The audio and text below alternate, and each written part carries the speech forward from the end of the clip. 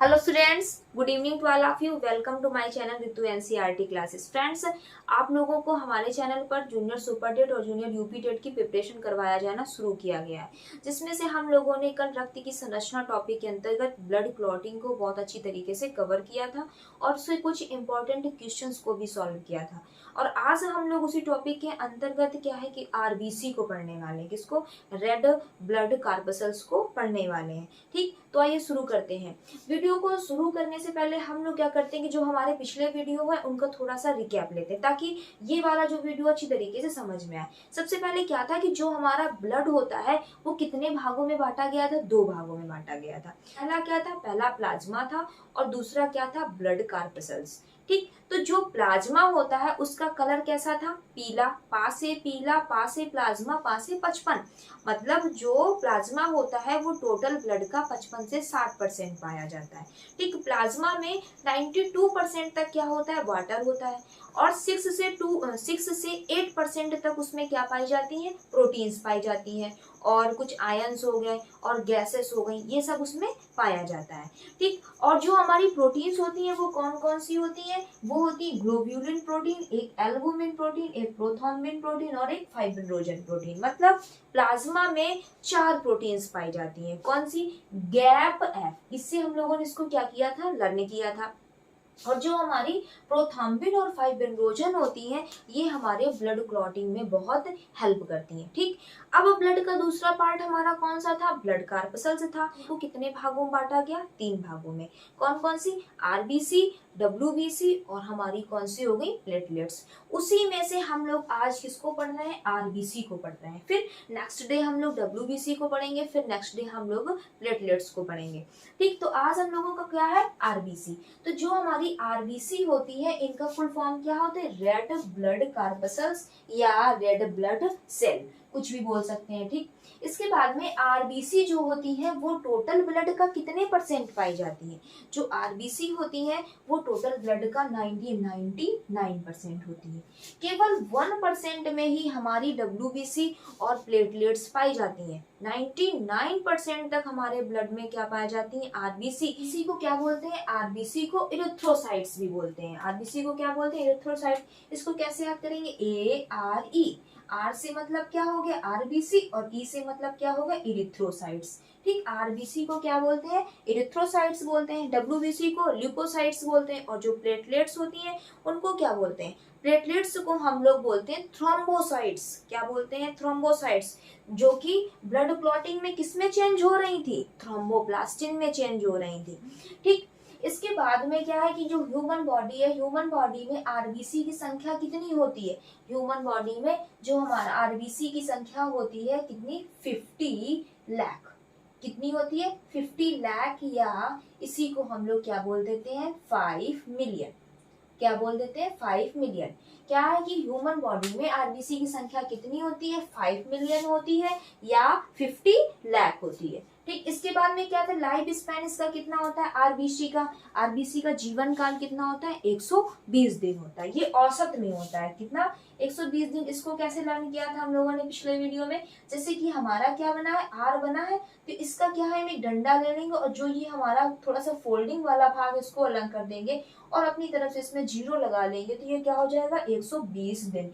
तो आरबीसी का जो जीवन काल होता है, जो लाइफ स्पैन होता है वो कितना होता है, 120 दिन, जो कि हमारा औसत होता है, ना हो जाएगा 120 दिन।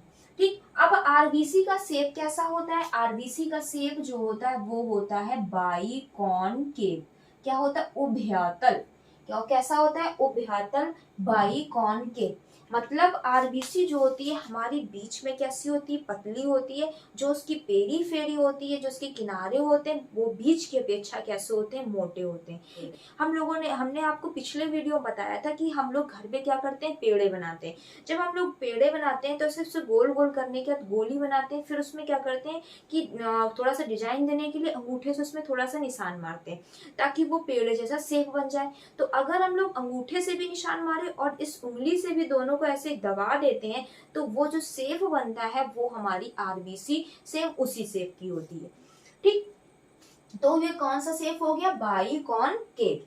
अब इसके बाद में आरबीसी का रेड कलर किसके कारण आता है? आरबीसी का जो रेड कलर आता है वो हीमोग्लोबिन के कारण आता है। किसके कारण आता है? हीमोग्लोबिन के कारण आता है। ठीक, इसके बाद में आरबीसी का फंक्शन क्या होता है? आरबीसी का फंक्शन होता है बॉडी की जो प्रत्येक सेल होती है, ठीक, बॉडी सेल्स में क्या करना है? O2 को पहुंचाना। ठीक, बॉडी की प्रत्येक सेल में, बॉडी की प्रत्येक सेल में किसको पहुंचाना? O2 को पहुंचाना। ठीक, इसका काम होता है ये किसका? आरबीसी का। मतलब बॉडी की जो प्रत्येक सेल होती है उसमें किसको पहुंचाना? ऑक्सीजन को पहुंचाना। इसका काम होता है आरबीसी का। अब ये काम वो करती कैसे है? जो हमारी आरबीसी होती है ये बॉडी की प्रत्येक सेल में ऑक्सीजन को कैसे पहुंचाती है? तो ठीक, तो हम लोग इसको भी देख लेते हैं कैसे पहुंचाती है।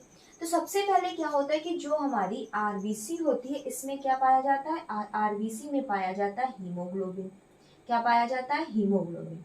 हीमोग्लोबिन क्या करता है कि जो ये हमारे श्वसनांग होते हैं उनसे क्या करता है कि ऑक्सीजन को अवशोषित कर लेता है, एब्जॉर्ब कर लेता है। जैसे ही ये ऑक्सीजन को एब्जॉर्ब करता है ये किस में चेंज हो जाता है? ऑक्सी हीमोग्लोबिन में चेंज हो जाता है। किस में चेंज हो जाता है? Oxy haemoglobin. इसने क्या किया? हीमोग्लोबिन में, जो कि हमारी आरबीसी में उपस्थित है, इसी के कारण हमारी जो ब्लड होता है उसका रंग कैसा हो जाता है? रेड हो जाता है। तो इसने क्या किया कि जो हमारे श्वसनांग थे उनसे क्या किया कि ऑक्सीजन को अवशोषित किया। ऑक्सीजन को इसने क्या किया कि अवशोषित कर लिया। अवशोषित करने के बाद ही किसमें चेंज हो गया? ऑक्सी हीमोग्लोबिन में, जो कि एक कैसा होता है? अनस्टेबल कंपाउंड होता है। कैसा होता है? एक अनस्टेबल कंपाउंड होता है। ठीक, फिर उसके बाद में क्या? ऑक्सी हीमोग्लोबिन होती है जो हमारा ब्लड सर्कुलेटरी सिस्टम होता है उसके माध्यम से ये हमारे बॉडी की प्रत्येक सेल में पहुंच जाता है। तो इसी तरीके से क्या होती है कि हमारी बॉडी की प्रत्येक सेल को ये क्या कर देता है कि ऑक्सीजन पहुंचा देता है। ठीक, तो ये काम हम किसको बोल रहे हैं? ये काम हमारा कौन करता है? ये हमारा काम आरबीसी करता है। क्यों? क्योंकि जो हीमोग्लोबिन होती है वो आरबीसी में ही पाई जाती है।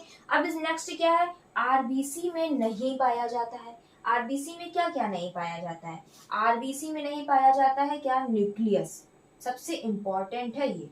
आरबीसी में क्या नहीं पाया जाता है? आरबीसी में न्यूक्लियस नहीं पाया जाता। और क्या नहीं पाया जाता? लाइसोसोम नहीं पाया जाता। अगर आरबीसी में लाइसोसोम पाया जाएगा तो ये क्या कर लेगा? अपनी ही सेल्स को, इसको आत्महत्या की थैली बोलते हैं, सुसाइडल सेल बोलते हैं। तो जब इसमें पाया जाएगा तो ये इसी को खत्म कर देगा। तो ये हमारे बॉडी की ग्रोथ कैसे होगी? ठीक, तो न्यूक्लियस नहीं पाया जाता, लाइसोसोम नहीं पाया जाता और माइटोकॉन्ड्रिया नहीं पाया जाता। सी, ठीक, आरबीसी में क्या नहीं पाया जाता? आरबीसी में न्यूक्लियस नहीं पाया जाता, लाइसोसोम नहीं पाया जाता, माइटोकॉन्ड्रिया नहीं पाया जाता। इसके बाद हमारा नेक्स्ट क्या है? कैमल और लामा की आरबीसी में पाया जाता है। क्या पाया जाता है? न्यूक्लियस। ठीक, तो ये क्या है? एक अपवाद है कि जो आरबीसी है आरबीसी में नहीं पाया जाता है, न्यूक्लियस नहीं पाया जाता, लाइसोसोम नहीं पाया जाता, माइटोकॉन्ड्रिया नहीं पाया जाता। बट जो हमारे कैमल्स होते हैं, ऊंट होते हैं, और जो उन्हीं का कजिन्स होता है जिसको बोलते हैं लामा, उनकी आरबीसी में न्यूक्लियस पाया जाता है। बाकी और किसी की आरबीसी में न्यूक्लियस नहीं पाया जाता। इन दोनों की आरबीसी में न्यूक्लियस पाया जाता है। इस बात को याद रखिएगा, ये अपवाद टाइप का है। ठीक, इसके अब हमारा नेक्स्ट कौन सा है? Formation of RBC. तो आरबीसी का फॉर्मेशन कहाँ पर होता है? बोन मैरो में होता है। ठीक, बोन मैरो का हम लोग क्या करते हैं? फिगर बना लेते हैं। ये मान ली हमारी क्या है? बोन मैरो, जिसमें क्या होता है कि येलो बोन मैरो होता है। ये हमारा कैसा बोन मैरो है? Yellow bone marrow. Yellow bone marrow, ये हमारा कैसा बोन मैरो है? Yellow bone marrow. और ये जो बोन मैरो है ये हमारा कैसा है? Red bone marrow. Red bone marrow. ठीक, तो ये भी कितना होता है? 50% होता है और ये भी 50% होता है। जो हमारा रेड बोन मैरो होता है इसी से हमारी आरबीसी का, इसी से हमारी डब्ल्यूबीसी का, इसी से हमारी प्लेटलेट्स का फॉर्मेशन होता है। आई होप आप लोगों को समझ में आया होगा। ठीक, ये हमारा बोन मैरो है। बोन मैरो में 50% येलो बोन मैरो होता है और 50% रेड बोन मैरो होता है। जो हमारी रेड बोन मैरो होती है उसका काम होता है आरबीसी का, डब्ल्यूबीसी का, प्लेटलेट्स का फॉर्मेशन करना। और जो हमारी येलो बोन मैरो होती है उसका काम होता है स्टोरेज ऑफ फैट। फैट को क्या करना, स्टोर करना। हाइट में जाने पर हमारे मुंह से ब्लड क्यों आने लगता है?